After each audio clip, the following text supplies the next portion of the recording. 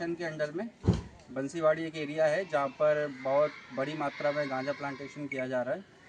तो उसी को लेकर के एक रेड प्लान किया था, जिसमें पुलिस के साथ साथ में TSR, CRPF और BSF, फॉरेस्ट डिपार्टमेंट सभी के कोलैबोरेशन से इस ऑपरेशन को अंजाम दिया गया। तो अभी सुबह 5 बजे के अराउंड हम लोग ने उस चीज़ के लिए मार्च किया था और काफ़ी मशक्क़त करके काफ़ी कुछ गांजा प्लांटेशन को डिस्ट्रॉय किया है। इसमें अप्रॉक्स 100 से ज़्यादा हम फोर्स लेके गए थे ताकि किसी भी तरह की कोई इंसिडेंट ना हो और ज़्यादा से ज़्यादा मात्रा में हम गांजा प्लांटेशन को डिस्ट्रॉय कर सकें। अभी फॉरेस्ट डिपार्टमेंट और बाकी जो भी फोर्स है उसके एक एस्टीमेट के अकॉर्डिंग अप्रॉक्स 25 प्लॉट्स डिस्ट्रॉय किए हैं, जिसमें एक रफ आइडिया है कि 55,000 प्लांट्स डिस्ट्रॉय किए होंगे।